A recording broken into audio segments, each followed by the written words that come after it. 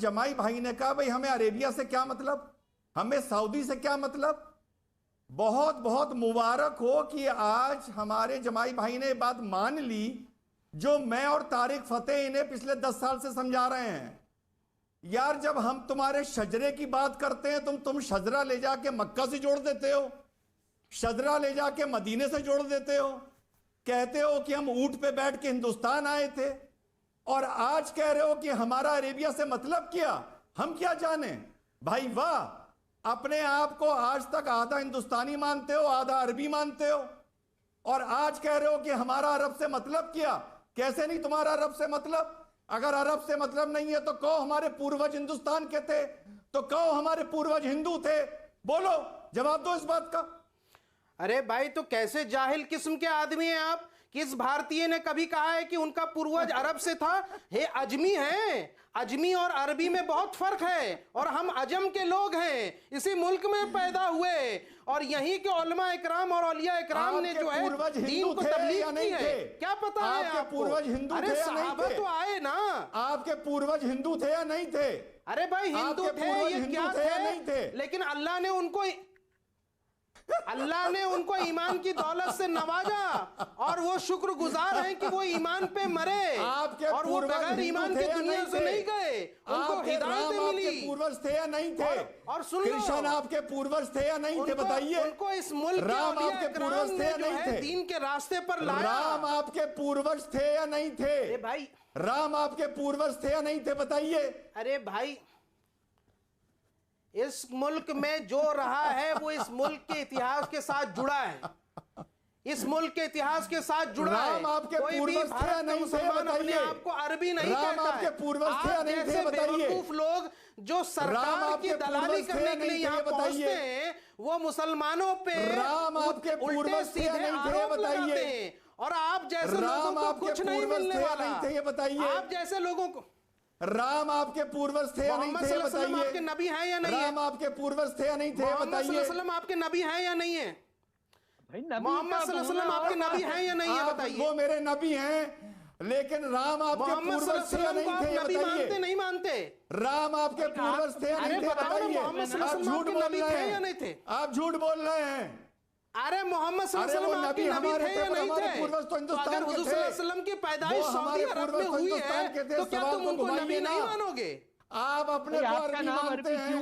अगर हुजूर सल्लल्लाहु अलैहि वसल्लम सऊदी अरब में पैदा हुए, तो क्या अल्लाह के नबी सल्लल्लाहु अलैहि वसल्लम तुम्हारे नबी नहीं है? और अगर तुम हुजूर को नबी नहीं मानते हो तो तुम मुसलमान नहीं हो।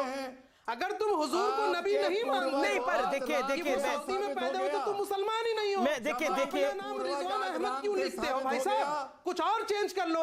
अरे तुम जैसे लोगों का मुखौटा उतर गया है, और पूरा देश जानता है कि तुम जैसे लोग मुसलमानों के मुनाफिक हो, उबय बिन खल्फ हो। अल्लाह के नबी सल्लल्लाहु अलैहि वसल्लम के ज़माने में मुनाफिकीन थे। देखिए यहाँ पर उन्होंने माना कि उनके वो नबी थे, लेकिन मैं देखिए आज आपने मान लिया कि आपका अरब से कोई लेना देना नहीं है। ठीक है, देखिए मैं रुक करता हूं।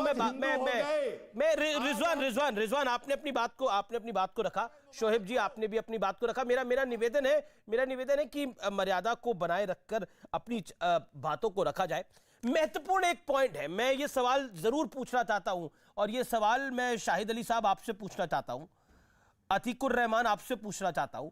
पहले मैं अतीक साहब आपका रुख करता हूं। अतीक साहब, आप बताइए, ये फैसला अगर नरेंद्र मोदी की सरकार ले लेती, इस तरह का कोई फैसला, तो वो कॉम्युनल हो जाती या नहीं होती?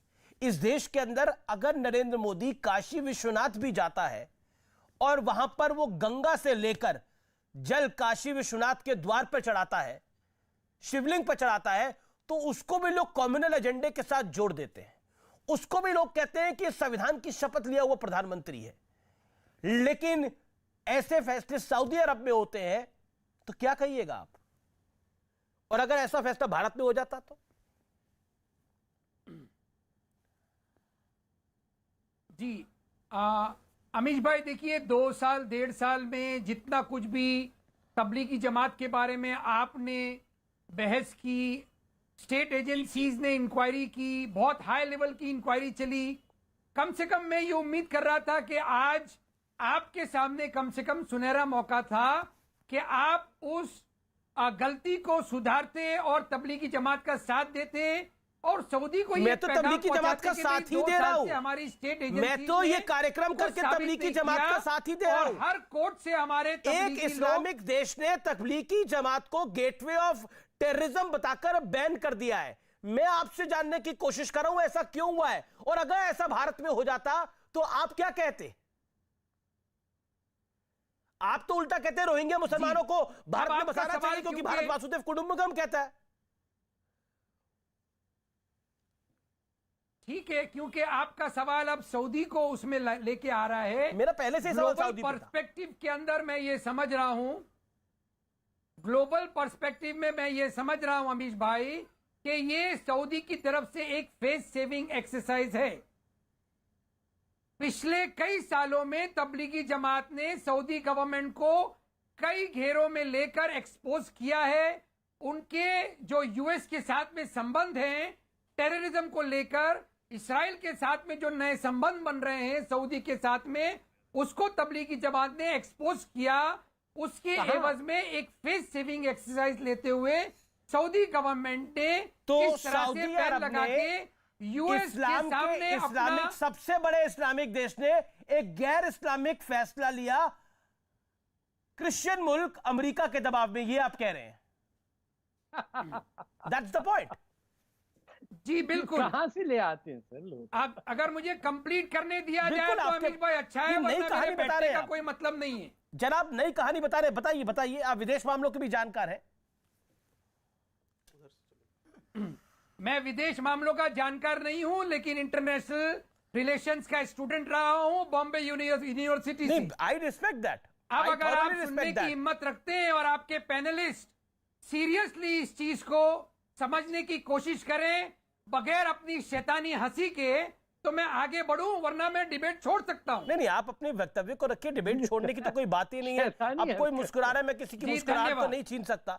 मैं आपसे ये पूछ रहा हूं कि ये जो आपने कहानी अभी सुनाई है, इसके पीछे फैक्ट्स क्या है कि क्यों आपको लगता है कि अमेरिका के दबाव में सबसे बड़ा इस्लामिक देश आ गया?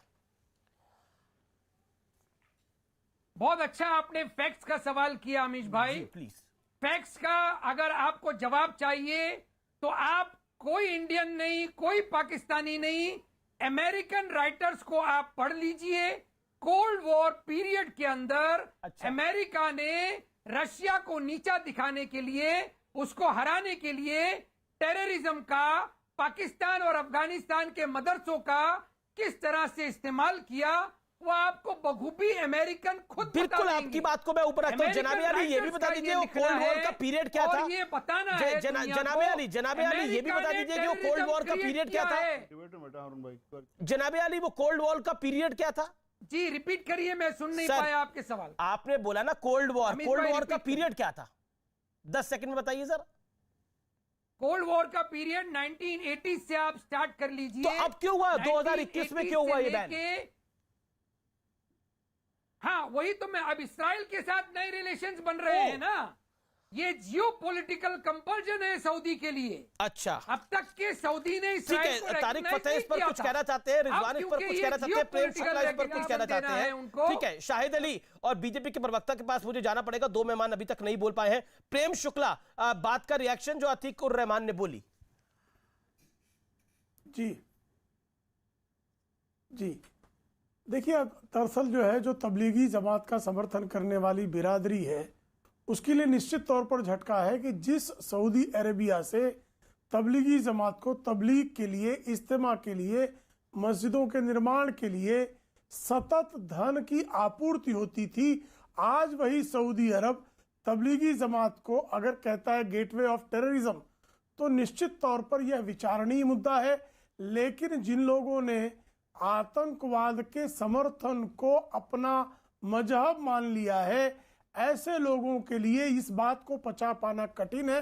आपको ध्यान होगा 20वीं सदी के प्रारंभिक दशक में जब वहां पर कमाल पाशा ने तुर्की में वहां की खिलाफत को हटाकर सेकुलरिज्म लागू किया था। नहीं, मेरी बात पूरी हो जाए, मैं कोल्ड वॉर पर भी आ जाता हूं उनके। जी